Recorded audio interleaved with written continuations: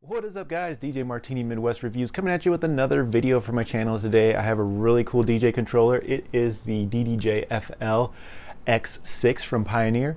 It does have some mixed reviews out there amongst the DJ community, but I definitely wanted to give it a whirl and check it out. I've had it for about 3 to 4 months, and I've been using it pretty steadily, trying to get used to the tale of two softwares you can use it with between Serato DJ Pro and Rekordbox DJ, guys.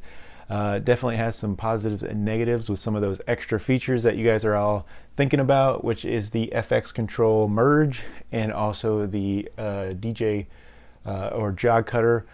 They both work differently on both of those platforms, so we're going to talk about that and get into all these information and more about my review on this Pioneer controller, guys. So thank you guys so much for tuning in. DJ Martini Midwest Reviews. If you guys like review videos, tutorials, all kinds of videos on different products, DJ equipment, non-DJ equipment, all kinds of item reviews, I do the research for you guys, so you don't have to, and then I bring it to you as easy as possible. I'm just out here to help, guys. If I can help you, bring you a valued item so you guys can go check it out in the market, it makes me feel better, guys. So thank you guys so much for tuning in. DJ Martini Midwest. Please like, subscribe, and share, and let's get into the video today. So today, like I said, I have the FLX6 from Pioneer. It is a pretty cool controller. I did have to wait a little bit. I happened to find it for $400 on eBay, which I thought was a great deal since they're retailing at $599 right now. So that was $200 off. I think at that price point, it is a pretty good value for a 4-channel DJ controller that works with Serato DJ Pro, with Rekordbox, and it does work with Virtual DJ Pro as well, as long as you have the full subscription of that. It will work, guys. Now, I want to go ahead and bring you in close to the controllers. We'll get through all the little knobs and whistles and all that stuff. DDJ-FLX6, guys. The box here is behind it. Here's the actual controller. I was really surprised. I thought I was going to get scammed when I saw this on eBay for $399, and but I got it for that price, and it's absolutely fantastic. You can see it's kind of got that CDJ. They're kind of going with the CDJ with the 4-channel mixer in the middle. And then you have a little bit of an FX panel here as well, which has your beat controls and everything. So it has that CDJ kind of feel, especially with the giant platters, which I can appreciate. I am starting to get a little bit used to the giant platters, which is pretty cool compared to, like, say DDJ-200, where the platters are about half the size, guys. So I'm kind of getting a little spoiled with the giant platters, so I could see why people are enjoying the the Pioneer Rev controller that is currently out right now, like the Rev 1 and the other more expensive one. I can see why Pioneer is actually hitting it on the button with the larger jog wheels. So let's go ahead and go over what we got here, guys. So right in the corner, you're going to have all your active loop, so you can get to your loops here. So you're going to have a lot of features that you can get to. You can also have some memory on the loops depending on what software you're using. Here's that controversial jog cutter button, which is supposed to help you scratch. We're going to talk about that later. But and you also have a deck button, so you can have 4 channels like this, guys. You have 1, 2, 3, and 4. This is your 3 button, and then you also have a 4 button on the other side right here. Your giant platter with a track meter on here, so you can actually see where you are on the track with the little red line. I'll show you a little bit later. You also have a shift button here. You have, of course, cue and play pause here. You have very nice feeling rubber FX pads or pads here. Very, very nice here. Here is that also controversial merge effects right here, which I can appreciate, but I can only appreciate on different softwares here. So we're going to talk about that a little bit later. A lot of people say it's gimmicky and that kind of stuff, but we'll get to it a little bit later. I want to get into it. But you have your beat sync here. You're going to have a master here. You got a range tempo, which is actually a really good fader. Feels really good. Like I said, you have your 4 pads here. You're going to have 8 total, so that's nice. Nice crossfader, very smooth. Faders have a little bit more feel to them. They actually have some resistance here, but this is really loose on the crossfader. Then you're going to have, of course, you can kind of go through your files and browser knobs, your tag track, You can get to your samplers through the buttons here. You can load songs there too. They also have instant double feature on here. You got your trim, you got your highs, mids, lows, and a filter, which is very nice. You can cue in headphones here, and then of course you got your 4 up faders and your crossfader. In the middle here, we're actually kind of on the right side here, you have your master level. You have a cue here for that, a booth. You have your FX, which you can go through your channels here, which you want to go through here. And then you have a channel selector for that, beats, auto, your depth there, and your on and off switch for your FX there. So pretty cool that you can kind of go through all the channels and everything with your FX. Now you can see how fingerprinty this is here. You can see that, so it is very glossy and shiny, so you will fingerprint the jog wheels, and you can hear that too, that they feel a little bit cheap, but they perform very well so far. They also sound cheap, but they perform well. The actual control is plastic on top here, so this controller is pretty cheap, and for I think it came out for $6.99, but now it's $5.99. So for the price point, you know, I think it could be a little bit cheaper in my opinion. But on the back here you have a lock, you're going to have the USB to plug it in, you have a balance mic, you have a level knob for your microphone, you have a booth out and a master out, and that's it really, guys. So not much there. And then on the front you will have a headphones. Here, let me try hard not to drop this and show you on the front here. So you do have a headphone jack, and then levels for that, cue, and a master mic cue on the front as well. And it is labeled Rekordbox and Serato on this controller. So, and I have the controller all hooked up, ready to go. Show you guys a couple of things with the controller, guys. So I have it currently hooked up with Rekordbox, and so we're going to show you a couple things with that. I do want to show you, of course, the FX merge, show you kind of what they do. Have the counter here, so you can kind of see that there. You can see where you can see right there. The jog wheels are very nice, very responsive, touch everything. You know, you can definitely do some good scratching on this. This feels really, really good. But you can see that you can point out where your music is there. So it is very nice there, guys, and this is with Rekordbox. It does have the performance pads, and you do have hot cue, your pad FX, your beat jump, and a sampler. Rekordbox does have a like scratch sampler too. I'm not going to get into that, but it's an extra feature within Rekordbox that you can get into through the controller by a shift and a hit of the sampler button. So you can get there, guys, but I'm not going to really get into that. The FX merge works different on each system. So on Rekordbox it has different FX than on Serato DJ, and I don't think too many people pointed that out as much, and so that's kind of why I wanted to make this video and talk about this controller, because I do like it. Now the jog cutter is a little bit gimmicky in my opinion, because it is really hard to use, and also there's not much you could use it for. It just sounds kind of weird, made up, and it doesn't really go with a lot of mixes. Now I have kind of played with it enough that I have found ways to use it a little bit, but it would be kind of rare to be able to use the jog cutter. It just doesn't sound quite right. It sounds computerish and just not working completely right. I'll show you how I can use it if I did use it. Now one of the features on there is definitely to go into your settings in Rekordbox or Serato jog cutter, and you're going to want to use it so it doesn't lock on a cue. You can just use it free flowing through the song. So when the song's playing, if you hit the jog cutter and use it, it's going to use it exactly where you're at on the song. There is a feature that you can uncue on that in the general settings for the FX, that it won't go on your cue DJ, and you can get into the way things work with that hot cue. It'll go on, you know, wherever you're at in the song. So you want to click that box.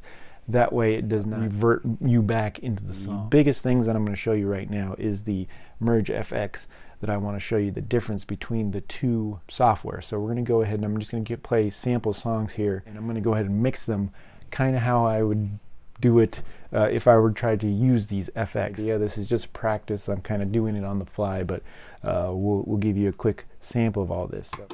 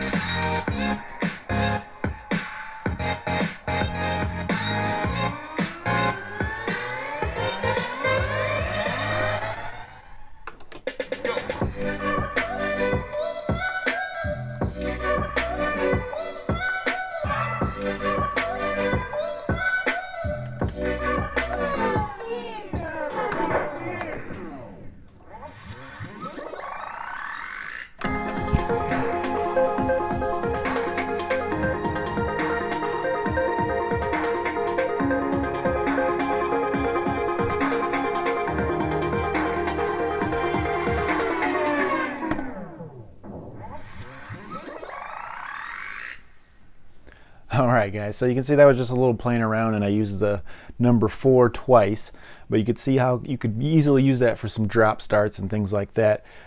Some of my favorite ones are actually with the Rekordbox. They sound actually pretty good and they're usable.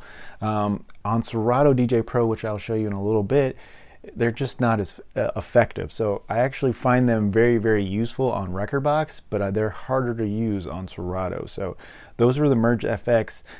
So just to kind of give you an idea, I wrote all these down. So on the Rekordbox, it's kind of a fast to slow is your number 1, and then it does kind of an echo stop.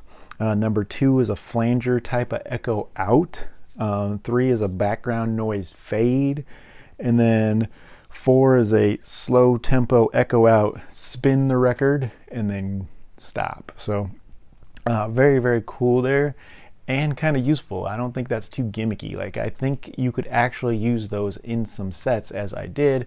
Some of them didn't quite go as good at the end there, but the first 2 actually was pretty useful and be easy to use and not too crazy. So I do like those on Rekordbox, guys. We are back with Serato DJ Pro now on the computer and still using the DDJ-FLX6, and I wanted to show you the merge effects on the Serato DJ Pro. Now, there's a lot more steps involved. So you actually have to hit the button to activate it. Over here you see my finger on the button. You activate it. You can turn the knob a little bit to adjust the effect, and then when you want to stop the effect, you hit the button and it will exit out the effect, but it will continue to echo out till you literally stop the track, and then you can't load up another effect until you stopped that track and maybe put in another song and stuff. So there's a lot more steps involved than Rekordbox. Makes it a little bit more simple. You basically hit the button to activate the effect, turn the knob to your desired effect, and then hit the button again to exit out of the effect, so to go ahead and make your transition. So there's a few less steps involved, and that what kind of bothers me about the difference between 2 programs trying to use the same thing, and one just makes it extremely harder than the other. A lot more steps that you just don't need to do if you just use the normal effects tab or buttons to do a normal effect. So it just adds a little bit more confusion, I guess, when you could just use the normal effect and do transitions that way. I find it simpler to use on Rekordbox and Serato DJ Pro, but I'm going to show you anyways what they are on Serato DJ Pro. So once again, this is in the go practice, nothing fantastic, but I'll be able to show you how those effects sound.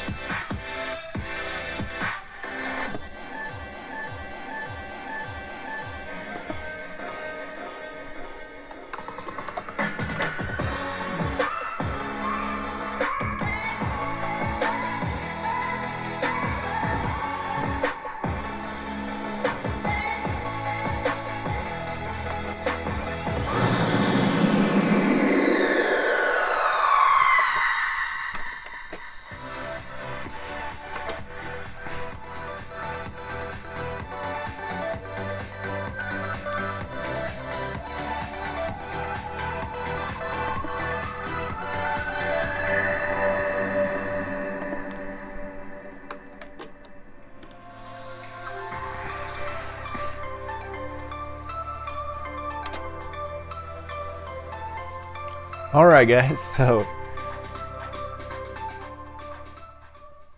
you can see there, guys, that's kind of how you would use the Merge FX feature on Serato DJ Pro, but it is a lot more steps that I noticed that you have to go through to actually remember to stop the song, which I almost forgot on the end, that last one there, but I remembered. But those were kind of, and there's a lot of echo and repeating, and also the airplane fade is extremely loud, louder than your normal music, so that one's kind of one of my least favorites, but a lot of them on Serato DJ Pro just are very echoey and not the very best in my opinion, and they're harder to use, so it kind of drives me a little bit crazy. Let's go ahead and go into the jog cutter on Serato DJ Pro. They work the same on both in my opinion, on Rekordbox and Serato DJ Pro. They're very sensitive and they're kind of hard to use as well. Let's go ahead and fire one up. You turn the jog cutter button out here at the top.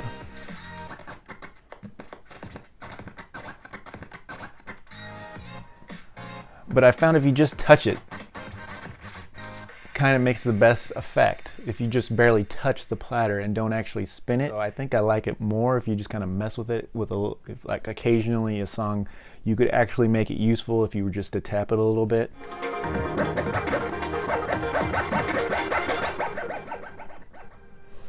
So just with a little light tap, I think it's the best way to use that jog cutter, because when you actually maneuver it, sometimes if you're not on a particular beat, it just doesn't really sound correct. To show you real quick, I'll shut this down and I will take you back to Rekordbox DJ. We're back on Rekordbox and I'm going to show you the jog cutter.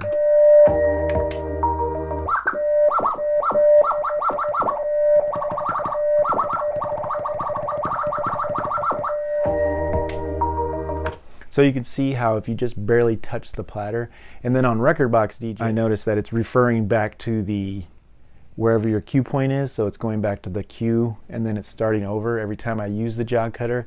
You can switch that out to just going like it was on Serato DJ Pro, where it was just playing the song and I could go anywhere in the song.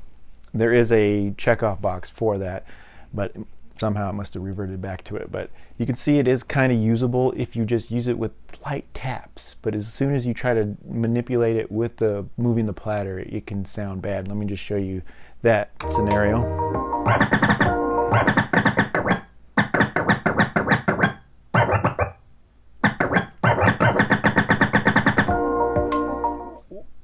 It just doesn't sound right when you actually manipulate the jog wheel back and forth, and so with light taps at least you can get a kind of a little effect out of it. You could use that really good with voices as well, to get some repeats and things like that quickly.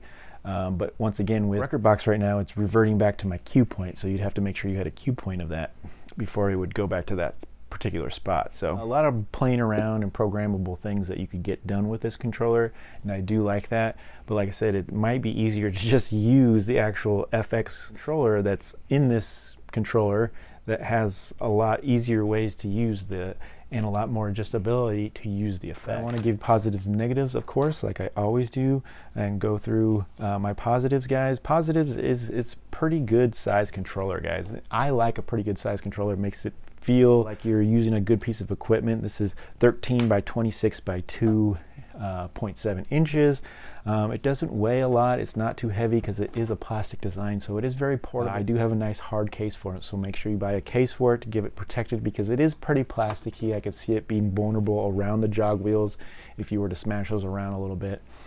Probably hard to replace as well, so get a case, protect it, guys, because it is kind of plasticky. That could be in my negatives here in a minute. FX are very, very good on Rekordbox, but not particularly my favorite on Serato DJ Pro, so that's kind of be a positive and negative as well. I do love the size of the jog wheels. I'm getting kind of I'm getting kind of used to the size of the jog wheels, guys. And you can see that it's actually starting the song as well, which is another feature that you can turn on and off with the jog wheels. They're very accurate, sensitive, and good to go. And I love the size of the jog wheel there. I'm really getting used to that giant platter that you would have in like a CDJ setup. So performance pads are nice. They're responsive. They work very, very good on hot cues.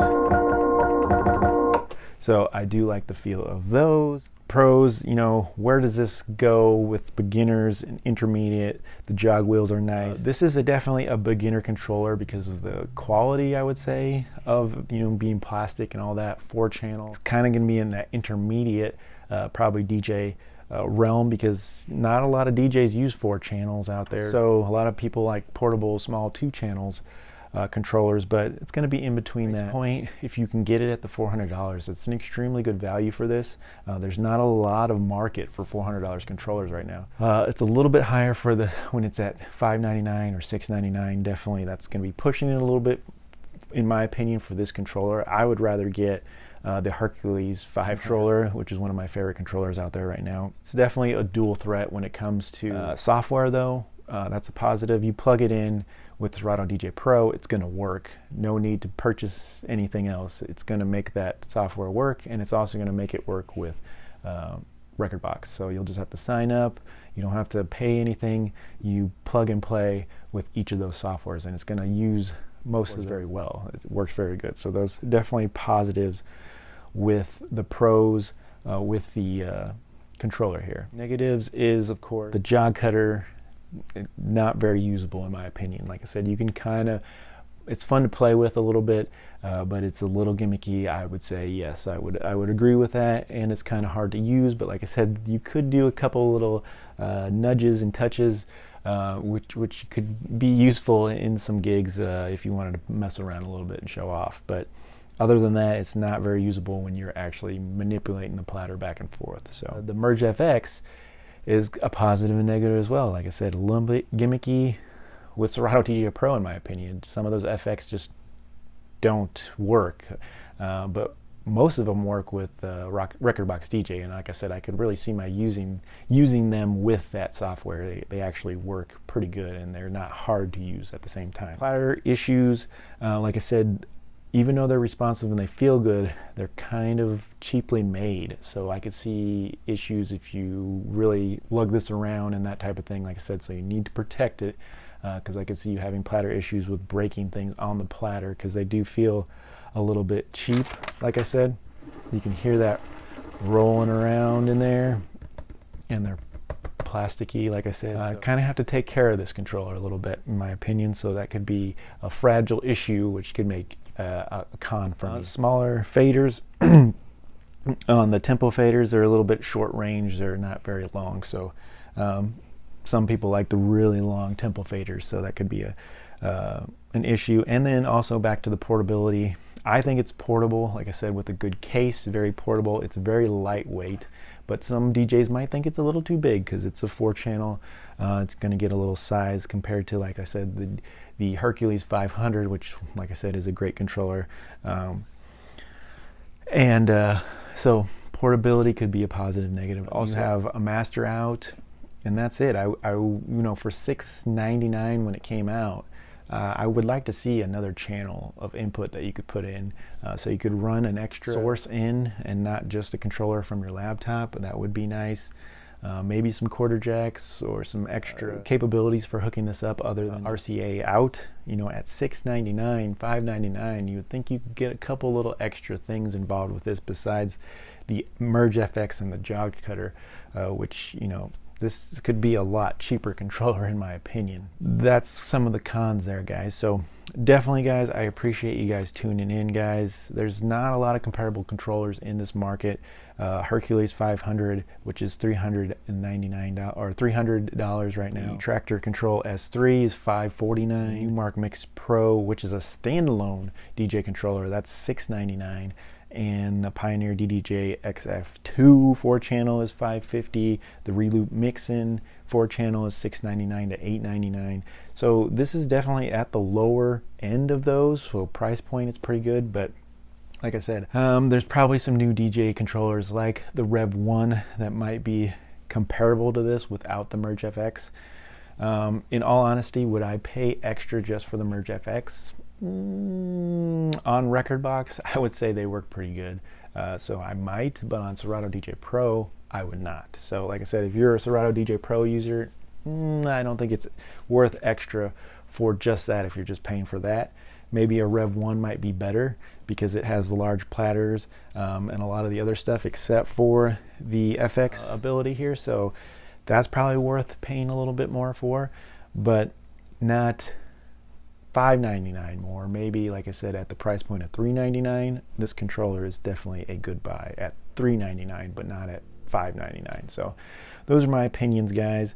Thank you guys so much for tuning in. DJ Martini Midwest reviews. Please like, subscribe, and share. If this was helpful at all, let me know in the comments below. Tell me what you guys think of the DDJ-FLX6, guys. Do you think it's worth it for some of those merge effects? Do you use the merge effects? Do you find ways to use the jog cutters, those type of things, guys? Let me know, guys, what you guys think. And like I said, if it's helpful at all, give me a thumbs up and like, subscribe. And I got more videos coming, guys. So thank you guys so much. We'll talk to you guys later.